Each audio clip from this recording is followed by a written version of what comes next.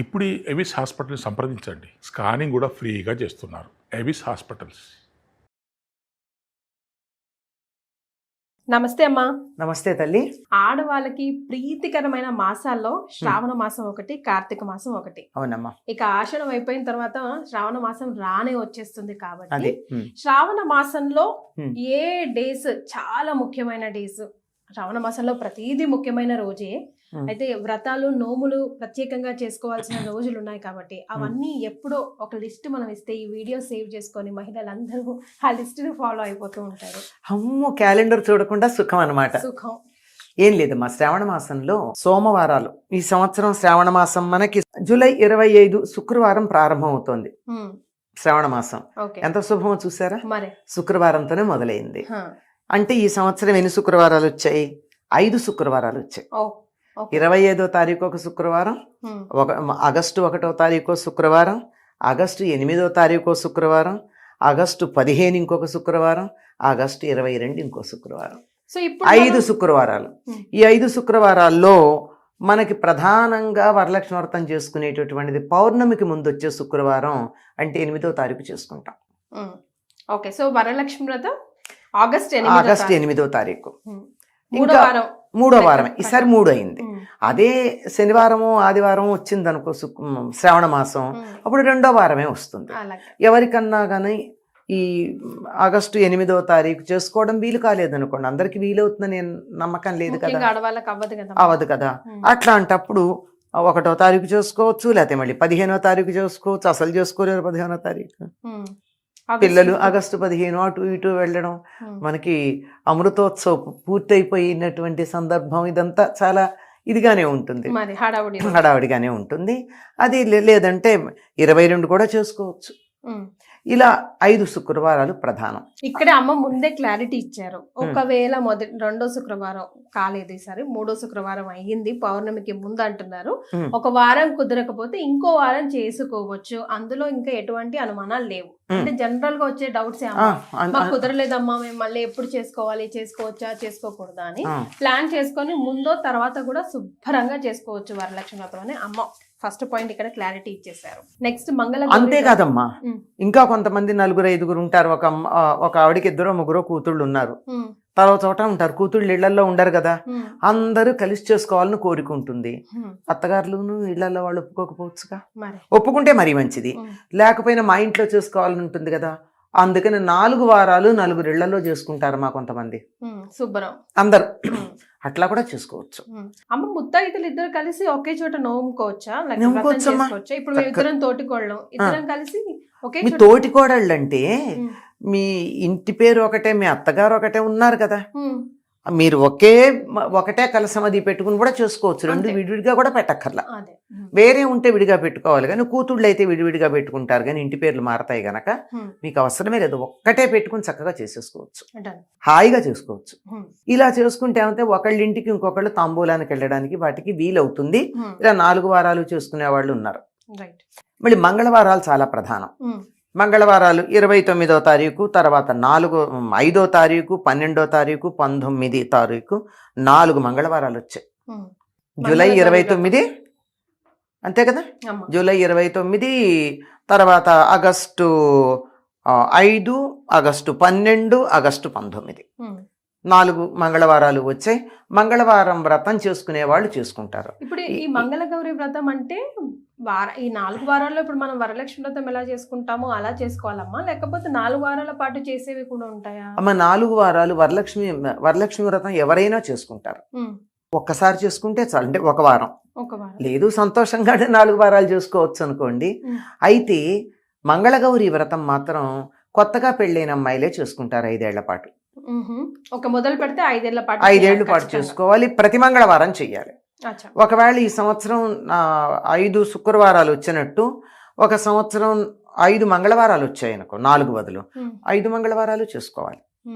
ఒకవేళ ఎప్పుడన్నా ఒక మంగళవారం ఆడవాళ్ళకి ఇబ్బంది వచ్చిందనుకో, అప్పుడు 3 అవుతాయిగా. అందుకని ఏం చేస్తారు, వినాయక చవితి నాడు చేసుకుంటారు. వెంటనే వచ్చేది భాద్రపద మాసం ఉంది కదా, వినాయక చవితి నాడు చేసుకుంటారు, అది పూర్తి చేస్తారు. ఈ మంగళవారం వ్రతాల్లో కూడా ప్రాంతీయ భేదాలు ఉన్నాయి. ఇప్పుడు 5 ఏళ్ళు చేసుకుంటారు కదా, ఒకళ్ళకి కొంతమందికి ఏంటంటే మొదటి సంవత్సరం 5 ముత్తైదులు, 5 ముళ్ళున్న తోరం, 5 జ్యోతులు ఉంటాయి. రెండో సంవత్సరం 5కి రెట్టింపై 10, 3 15, 4వ సంవత్సరం 20, 5వ సంవత్సరం 25 ఉంటాయి. కానీ కొంతమందికి 5 ఏళ్ళు ఒకటే ఉంటాయి, ఆ ఇంటి ఆచారాన్ని బట్టి. ఇది మాత్రం కొత్తగా పెళ్ళైనటువంటి ఆడవాళ్ళు మంగళగౌరిని ప్రార్థించి తన మాంగళ్యం ఎక్కువ కాలం ఉండేటట్టుగా ప్రార్థించి చేసేది. ఈ శ్రావణ మాసంలో వచ్చే అన్ని మంగళవారాలు చేయాలి, అలా 5 సంవత్సరాలు కంటిన్యూస్ గా చేయాలి. దానికి ఉద్యాపన ఉంటుంది. ఏదైనా ఒకటి కానీ మనం ఒక వ్రతంలాగా ఒక నియమం పెట్టుకుని చేస్తే మాత్రం దానికి ఉద్యాపన ఉంటుంది. శ్రావణ మంగళవారం ఒక నోము అంటే దానికి ఉద్యాపన ఉంటుందో లెక్క ఉంటుంది. ఇప్పుడు వరలక్ష్మి వ్రతం ఉందనుకో, అది వ్రతం అంచేత దానికి ఒక ఉద్యాపన లేదు. ఎన్నైనా ఎంత 10 మంది ముత్తైదులకు పెట్టుకోవచ్చు, 100 మంది ముత్తైదులకు పెట్టుకోవచ్చు, ఒకటి తప్పదు. కనుక దీనికి ఉద్యాపన ఉంటుంది. ఈ ఉద్యాపన కూడా కొత్త పెళ్లి కూతురికి చేస్తారు.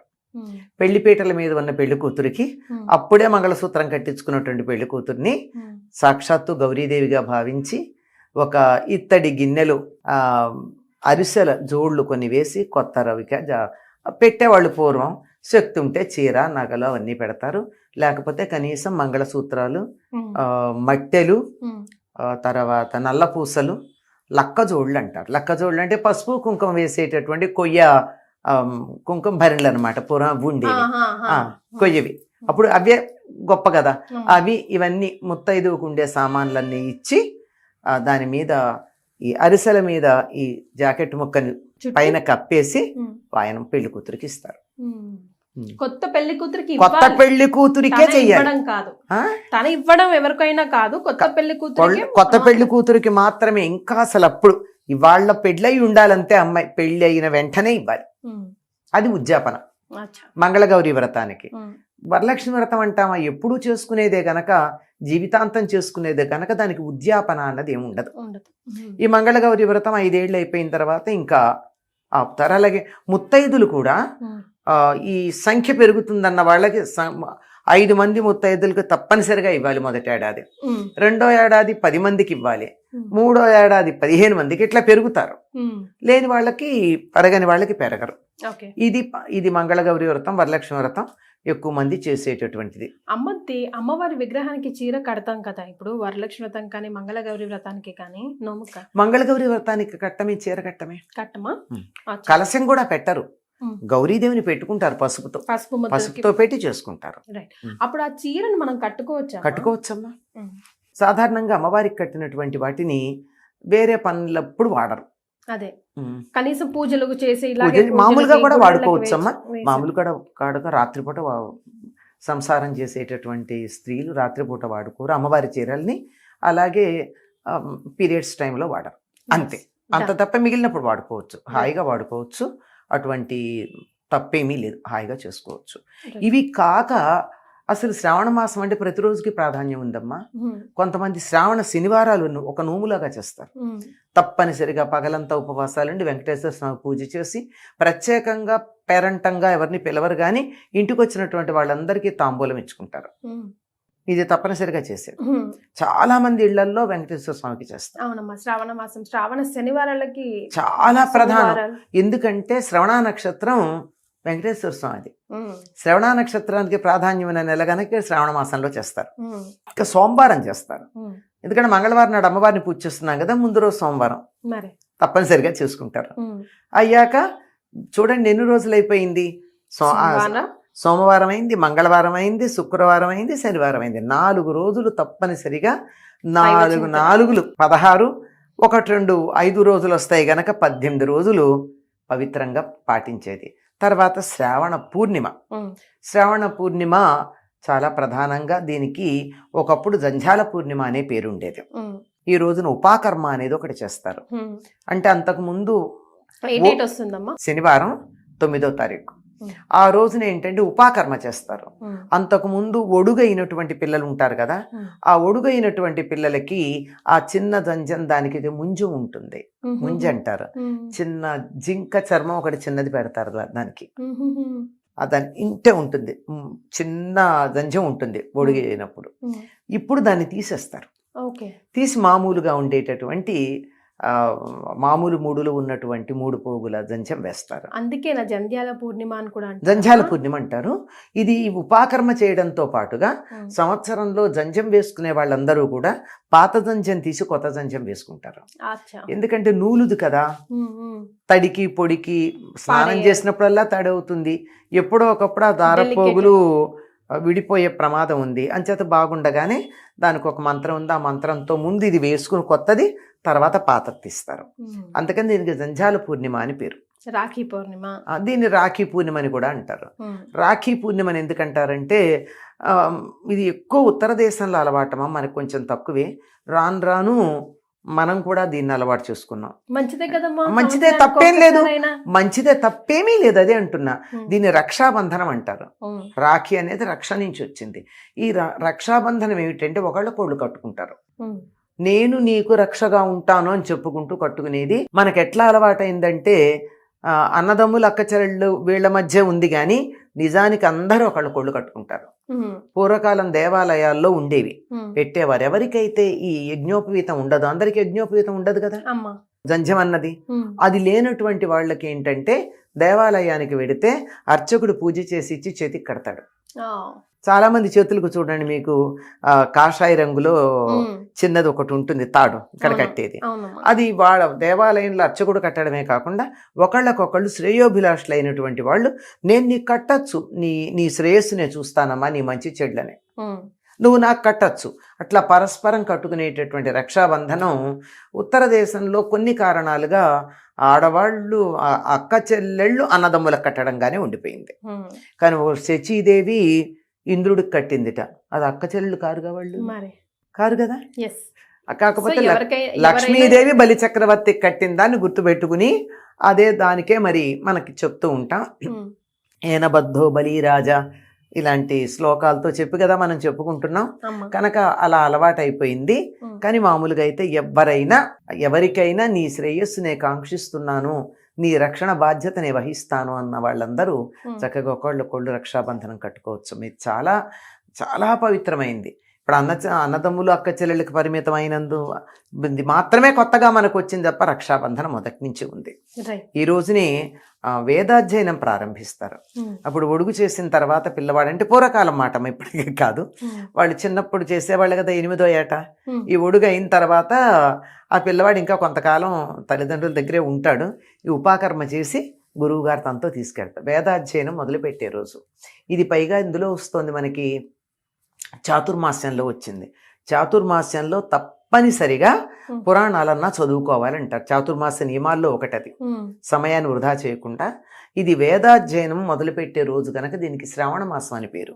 శ్రావణం అంటే శ్రవణానికి సంబంధించింది. శ్రవణం అంటే వినడం. వేదం వింటేనే వస్తుంది, పుస్తకాలు చదివితే రాదు. ఎక్కడ ఉదాత్తం అనుదాత్తం స్ఫరితం ఎక్కడ ఉండాలో, ఎక్కడ దీర్ఘం ఉండాలో, ఎక్కడ హ్రస్వం ఉండాలో, ఉచ్చారణ స్పష్టంగా ఉండాలంటే గురువు నోటితో అంటూ ఉంటే శిష్యుడు జాగ్రత్తగా వింటేనే వస్తుంది, లేకపోతే రాదు.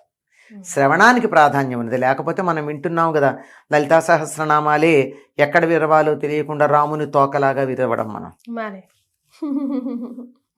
వినాలి. ఇప్పుడు మేము విని నేర్చుకున్నాం అంటారు కానీ వినేటప్పుడు వీళ్ళు అనకుండా పుస్తకం చూస్తూ చెవితో వింటూ పుస్తకంలో చూస్తూ ఉంటే అప్పుడు సరిగ్గా వస్తుంది. అంతే కదా, కానీ ముందా అసలు నోటికి రాకుండానే ఆ వింటున్నామంటూ చదివేస్తూ ఉంటారు. ఎక్కడ ఆపాలో, ఎక్కడ కలపాలో, ఎక్కడ ఏం చేయాలో తెలియనటువంటి పరిస్థితి ఉంటుంది. కనుక శ్రవణానికి ప్రాధాన్యం ఉంది. వినండి, శ్రవణంతో నేర్చుకునేది వేదం కనుక వేదానికి ప్రాధాన్యం కలిగినటువంటి రోజు. ఇవన్నీ అయిన తర్వాత ఇంకో చాలా పెద్ద విశేషం ఉందండి. ఇది వేదానికి ప్రాధాన్యం ఉండడానికి కారణం కూడా హయగ్రీవుణ్ణి హయగ్రీవ రూపంలో హయగ్రీవ రాక్షసుని సంహరించి వేదాలను ఉద్ధరించినట్టు రోజుగా చెప్తారు దీన్ని. అదే ఇంకా ఇంకో ప్రధానమైనది ఏమిటి ఉందంటే బహుళ అష్టమి. బహుళ అష్టమి, శ్రావణ బహుళ అష్టమి శ్రీకృష్ణ పరమాత్మ అవతరించినటువంటి రోజు కృష్ణాష్టమి. కృష్ణాష్టమి ఎప్పుడు వస్తుందమ్మా? ఆగస్టు 16వ తారీఖు. ఓకే. వరుసగా సెలవులు చూసారా, 15, 16, 17. అవును కదమ్మా, సూపర్. అంటే మనకేముందంటే సెలవులు వచ్చాయంటే అసలు పండగే లేకుండా పోతుంది. హడావుడి తగ్గుతుందంట మెల్లిగా. కాదు ఊళ్ళు ఎడదాము మరోటి చేద్దాం అనే సంబరాల్లో ఉంటాం. అమ్మో ఇవన్నీ పెద్ద పండుగలు కదమ్మా. పెద్ద పండుగలు కదా. ఆగస్టు 15 శుక్రవారం బుడిబుడి అడుకలు వేసుకుంటే ఇంట్లోకి రావాలి కదా. కృష్ణాష్టమి 16వ తారీఖు అమ్మ, ఓకే. ఆగస్టు 16. ఆ రోజు చేసేటటువంటి ప్రత్యేకమైనటువంటి పూజలు ఉంటాయి, కృష్ణుని ప్రార్థించుకోవడం ఉంటుంది. ఇలా శ్రావణ మాసం అంతా విశేషాలే. ఇంకొకటి శ్రావణ శుద్ధ పంచమిని నాగపంచమి అని ఉత్తర దేశం వాళ్ళు చేసుకుంటారు. మన దగ్గర తక్కువమ్మ. మనం కార్తీక మాసంలో నాగుల చవితి చేసుకుంటాం, వీళ్ళు మాత్రం నాగపంచమి చేస్తారు. అంటే ఎప్పుడో ఒకప్పుడు చేసుకోవడం అందరికీ అలవాటే గనక ఏదో ఒక సందర్భంలో తెలంగాణ జిల్లాలో కూడా ఈ నాగుల పంచమి ఎక్కువ చేస్తారు అనుకుంటానమ్మా. కొద్దిమంది మహారాష్ట్ర ఆ ప్రభావం ఉన్నటువంటి వాళ్ళు చేస్తారు, మహారాష్ట్ర ప్రభావం ఉన్న వాళ్ళు చేస్తారు. ఆవిడ అలాగే ఇటు పక్కకు గనక వెళ్ళినట్టయితే ఒరియా ప్రభావం ఉన్న వాళ్ళు కూడా చేస్తారు. తెలుగు వాళ్ళందరూ మాత్రం నాగుల చవితి చేస్తాము. తర్వాత ఇంకా సుబ్రహ్మణ్య షష్ఠి కూడా చేస్తాం. ఈ సుబ్రహ్మణ్య షష్ఠి చాలా విశేషంగా తమిళనాడులో చేస్తారు, గోదావరి జిల్లాలో బాగా చేస్తారు. సుబ్రహ్మణ్య షష్ఠి ఎప్పుడు వస్తుంది? అది కూడా మార్గశిర మాసంలో వస్తుంది. అది మార్గశిర మాసంలో వస్తుంది. పైగా సుబ్రహ్మణ్య షష్ఠి అనం మనం దాన్ని సుబ్బారాయుడు షష్ఠి అంటూ ఉంటాం. చూచి వద్దాను రండి, మన వారింటో పెళ్ళి, మళ్ళీ వద్దాను రండి అని చెప్పి మనం వీటి ఆడతాం కదా చెమ్మ చెక్క వాటిల్లో. అలా పాటల్లో పెట్టేసి మర్చిపోకుండా చేస్తామమ్మా. చాలా విశేషంగా అత్తిలి అనే గ్రామంలో చేస్తారమ్మా. అప్పుడు పట్టణమే అయింది అది, చెప్పలేము. అక్కడ సుబ్రహ్మణ్య స్వామి అవతరించినటువంటి రోజు, అత్రి మహర్షి తపస్సు చేసినటువంటి ప్రదేశం. అసలు అక్కడ 3 రోజులు చేస్తారు. ఎంత బాగా చేస్తారంటే ఎక్కడెక్కడి నుంచి రకరకాల కళాకారులు, బుట్ట బొమ్మలను ఎప్పుడు మీరు వినుండరు. బుట్ట బొమ్మల నేవని ఇవని అసలు చెప్పలేము, అంత అద్భుతంగా జరుగుతుంది. చాలా బాగా జరుగుతుంది. సోమవారాలు, మంగళవారాలు, శుక్రవారాలు, శనివారాలు, తర్వాత నాగుల పంచమి, జంఝాల పూర్ణిమ, ఆ తర్వాత కృష్ణాష్టమి. ఇవన్నీ కూడా చాలా విశేషంగా ఉండేటటువంటి నెలమ్మ. శ్రావణ కృష్ణ అమావాస్యని పోలాల అమావాస్య అంటారు, దీన్ని పొలాల అమావాస్య అని కూడా అంటారు. కానీ ఎక్కువ మంది ముఖ్యంగా ఆంధ్రదేశంలోను ఇటు మహారాష్ట్రలోను పోలేరమ్మ అనే అమ్మవారిని ఆరాధిస్తారు. ఈవిడ సంతానాన్ని ప్రసాదించి వారు క్షేమంగా ఉండేట్టుగా చూసే తల్లి అని విశ్వాసం. సో దాంతో శ్రావణ మాసం ఇది 23 ఆగస్టు 23. కంప్లీట్ గా దైవనామ చింతనతో దైవ పనుల్లో దైవ కార్యక్రమంలో నిమగ్నమైన నెల ఏదంటే అది నిమగ్నం అవ్వడానికి వీలైన నెల శ్రావణ మాసం. ముందుగానే రోజులు అన్నీ చెప్పేసి మమ్మల్ని అందరినీ ప్రిపేర్ చేసేందుకు ధన్యవాదాలమ్మా. సంతోషం అమ్మా.